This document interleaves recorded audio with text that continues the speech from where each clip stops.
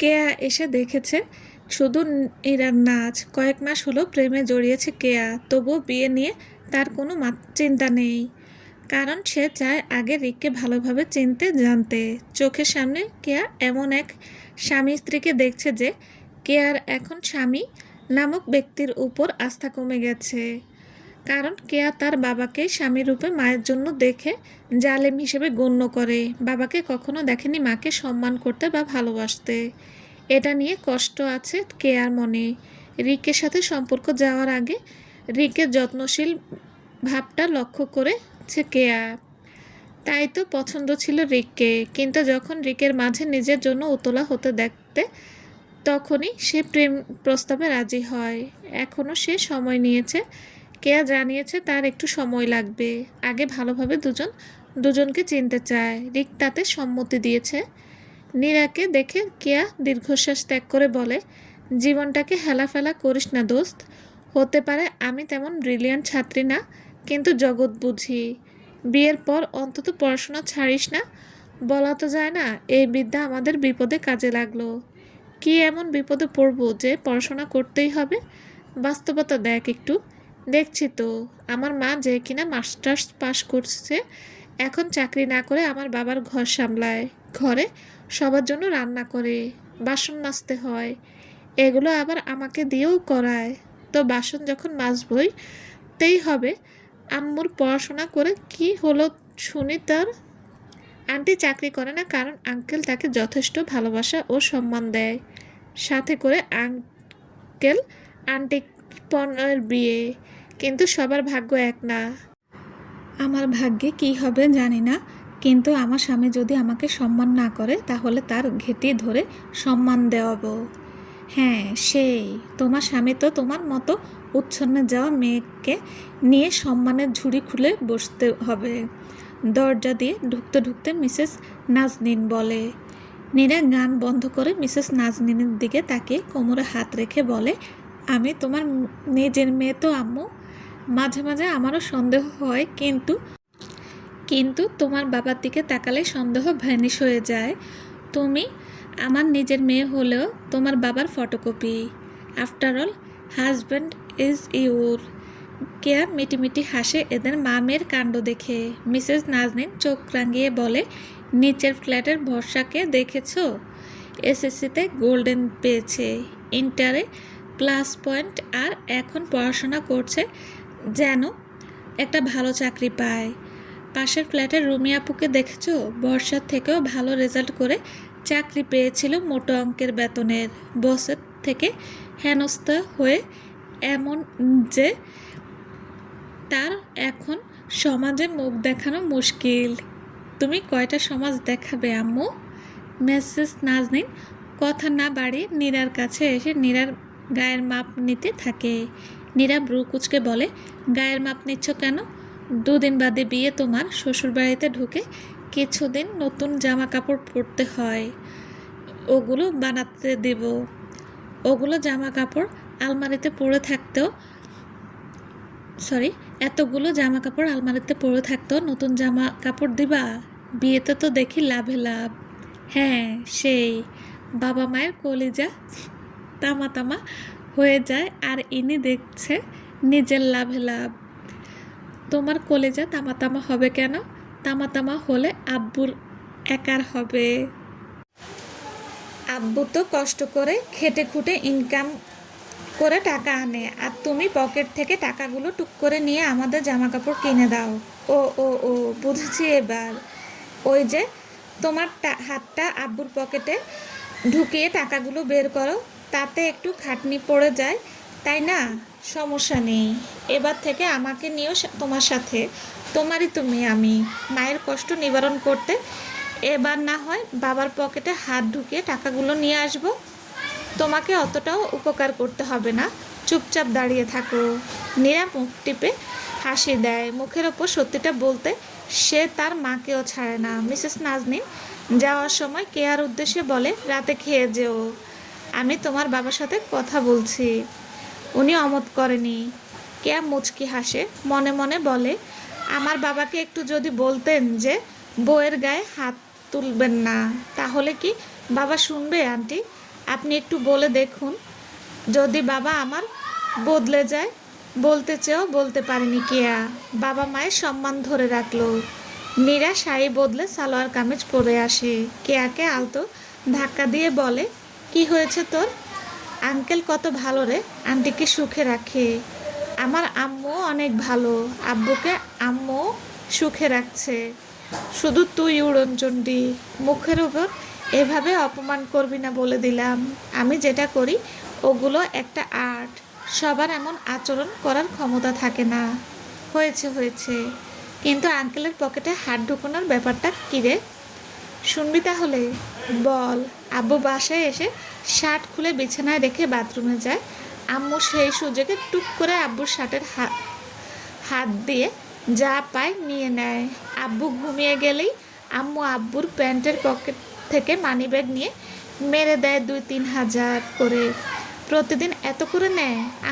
Uncle বুঝতে পারে না, আব্বু আবার বুঝতে পারে না বলে তোর মনে হয়? আব্বু ঠিকই বুঝে, কিন্তু কিছু বলে না। নিচ্ছে তো আম্মু, আমাদের জন্য সব করছে। বাবা, কি প্রেম দুজনের।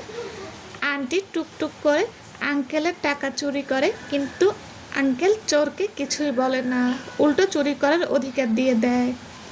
এই চুরি করা হলো স্বামী স্ত্রীর মাঝে একটা আলাদা আর্ট। তুই বুঝবি না দোস্ত, তুই মনে হয় খুব বুঝিস। নিজের মাধ্যমে না হলেও একটু দেখে দেখে বুঝেছি।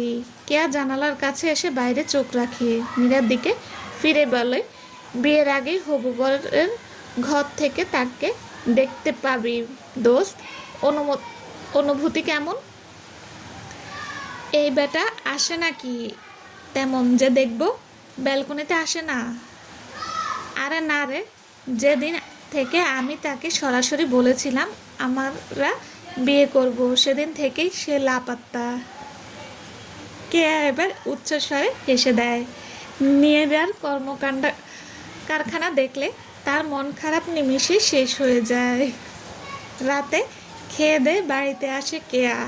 বাড়িতে এসেই মায়ের অচেতন মুখটা দেখে বলে, আন্টি নাকি বাবার সাথে কথা বলেছিল, তাই রাতে খেয়ে এসেছি আম্মু। ভালোই করেছিস মা, তোর বাবা আমি ব্যতীত সবার কথাতেই মূল্যায়ন দেয়। তুমি আন্টিকে বলেছিলে আব্বুকে ম্যানেজ করতে, যেন আমি একটু ওই বাড়িতে আনন্দ করি, তাই না আম্মু? কেয়ার মা মাথা দুলিয়ে হ্যাঁ বুঝিয়ে দিল। কেয়া এসে ওর আম্মুকে জড়িয়ে ধরে। কেয়ার আব্বু আসতেই কেয়া ভয়তে দৌড়ে চলে যায় নিজের ঘরে। লোকটা কেয়াকে তেমন কিছু বলে না, কিন্তু মাঝে মাঝে যখন কেয়া ওর আম্মুকে নিয়ে কিছু বলতে নেয়, তখন কেয়ার গালে 5 আঙ্গুলের ছাপ বসিয়ে দেয়। লোকটার মাথা ঠিক থাকে না। কেয়া অভিমান করে খুব। কেয়ার আম্মু বললেও দিয়েছে, তোর আব্বু যাই করুক তুই বাধা দিবি না। তাও কথা শুনে না কেয়া। নিজের মাকে মার খেতে দেখতে দেখতে কতই বা ভালো লাগে, কিন্তু হাত পাও যে তার বাধা। কেয়া ঘরে এসে দরজা বন্ধ করে দেয়। কান পেতে থাকে বাবা কি করে আজ এটা শোনার জন্য। এসেই লোকটা গলা উঁচিয়ে বলে, খাবার দাও। কেয়ার মা খাবার বাড়ছে। কেয়ার বাবা খাবারগুলো দেখে চিল্লিয়ে বলে ওঠে, এগুলো কি রান্না করেছো? বাবা মাকে শিখিয়ে দেয়নি নাকি আমাকে ক্ষুধায় মারার ইচ্ছা যাচ্ছে? কেয়ার মা চুপ করে খাবার বেড়ে দেয়। সুখ তো তার এই বাড়িতে পা রাখার পরেই শেষ হয়ে গেছে। এরপর আবার ছেলে জন্ম না দিয়ে দিয়েছে মেয়ে, সেই নিয়েও দুর্ভোগ পোহাতে হয় তাকে। মেয়ের মুখের দিকে তাকিয়ে সব কিছু মানিয়ে নিচ্ছেন তিনি। কেয়া ঘরে বসে কান্না করে মায়ের জন্য, তাছাড়া তার আর উপায় নেই। কেয়ার বাবা খাবার গালে নেওয়ার আগে বলে ওঠে, একটা ছেলে দেখেছি, কাঠের ব্যবসা করে, ভালোই মাইনে পায়, কেয়ার সাথে মানাবে ভালো, খুব ভালো বংশ। ছেলের নাম দাপট আছে। সেই কাঠের ব্যবসা, ওই যে পাশের গলিতে থাকে সাদমান ভাইয়ের ছেলের কথা বলছো? হ্যাঁ, ছেলেটা দাপট মানে তো বখাটেপনা। এমন ছেলের সাথে মেয়ের বিয়ে দিবে? মেয়েকে একটা শিক্ষিত ছেলের সাথে বিয়ে দাও। শিক্ষিতের ভাত আছে দুনিয়ায়? একজন শিক্ষিত ব্যক্তির টাকা আসে ঠিকমতো, ব্যবসা করে লাখ লাখ টাকা আয় করছে স্বামীর, ওইখানে সুখে থাকবে মেয়েটা? স্বামীর ছেলেটা ভালো না। ওর বড় ভাই কেয়ার বান্ধবীর বাসায় পাশের থাকা মেয়েটার জীবন কি করেছিল দেখেছো তো? ওরা বংশগত বাজে লোক, সব কটা জালিমের আচরণ করে। কেয়ার বাবা এবার কেয়ার মায়ের দিকে চোখ তুলে তাকায়, লবণের বাটিটা ছুঁড়ে মারে কেয়ার মায়ের মুখে। কেয়ার মা আতকে দূরে সরে যায়। কেয়ার বাবা আঙ্গুল উঁচিয়ে বলে, ওই মাইয়াটা কম ছিল না? একটা ছেলে হয়েছে, তাও রয়ে সয়ে থাকলো না, উল্টো তালাক দিয়ে স্বামীকে জেলের ভাত খাইয়েছে। ওই মাদারের সুখ জীবনেও হইব না। আপনি কি আর বাবা হয়ে ওর জীবন নষ্ট করবেন না? মুখের ওপর কথা বলবি তো চোপার একটা খাবি। কইলাম, আজকে বিয়ার সম্বন্ধ পাইছি, মনটা ভালো, তাই কিছু বলবো না। কেয়া সব শুনে নিচে বসে পড়ে, হাঁটু গেড়ে বসে কান্না করে দেয়। রিকের মুখটা কল্পনা করতে থাকে কান্নার মাঝে। কান্না করতে করতে বলে, আপনাকে আর চেনা জানা হলো না সাদা বিলাই। আমাকে যে বাবা ধরে বেঁধে আরেকজনের সাথে বিয়ে দেবে, তাও কিনা একটা বাজে ছেলের সাথে, শুধু টাকা আছে বলে। 2 দিন পর আজ নীরা মার্কেটে এসেছে, কেয়াকে সাথে করেই এনেছে।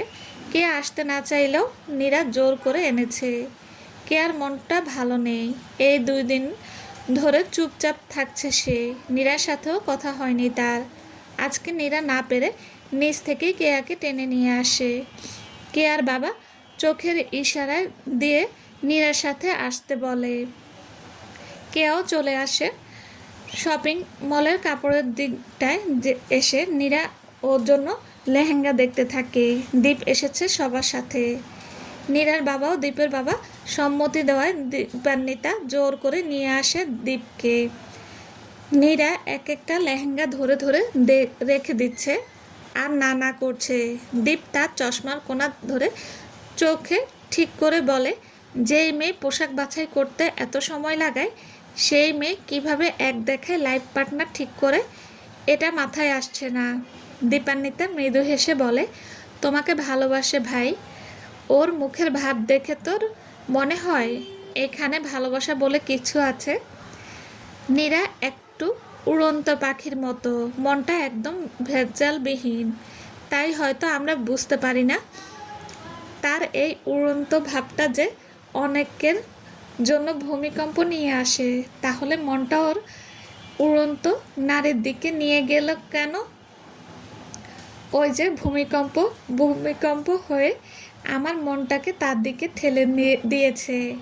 নীরা একটা লেহেঙ্গা মন মতো পেল না দেখে দীপ এগিয়ে এসে তার পছন্দ মতো লেহেঙ্গা দিল। নীরা লেহেঙ্গা দেখে বলে, এটাও ভালো লাগছে না।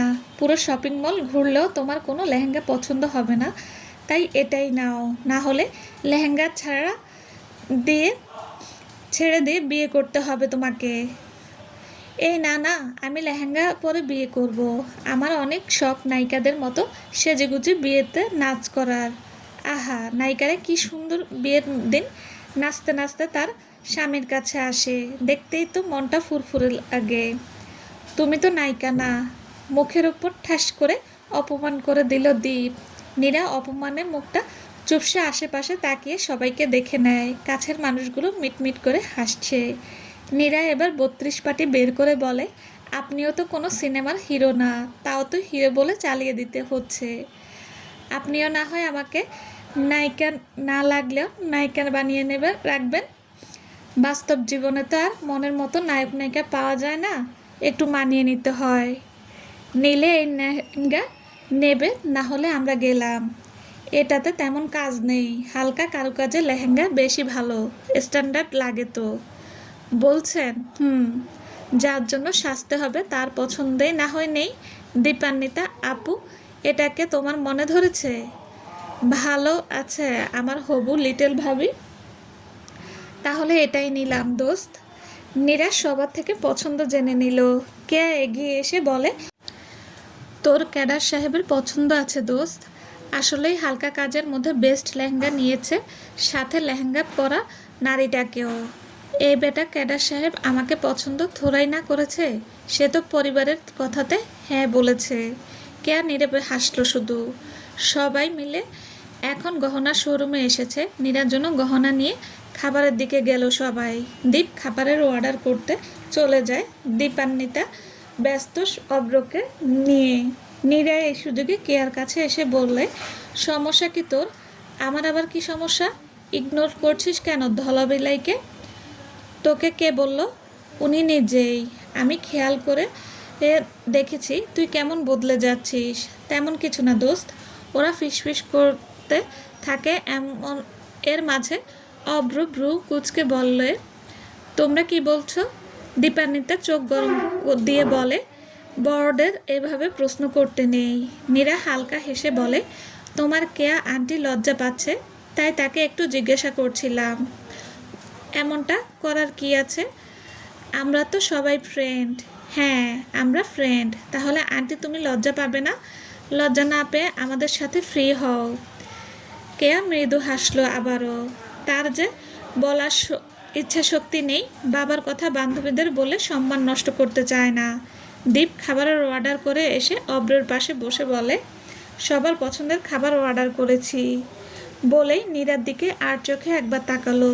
নীরা আর অব্র দুজনেই দুই রকম খাবার খেতে চেয়েছে, তাই তাদের জন্য আলাদা খাবারের অর্ডার দেওয়া হলো। বাকি তিনজন একই খাবার খাবে। চলবে। আসসালামু আলাইকুম। গল্পটা কেমন লেগেছে প্লিজ জানাবেন। আর যারা এখনও আমার চ্যানেল সাবস্ক্রাইব করেননি তারা প্লিজ সাবস্ক্রাইব করে দেবেন। সাথে থাকার জন্য ধন্যবাদ। সবাই ভালো থাকবেন। আল্লাহ হাফেজ।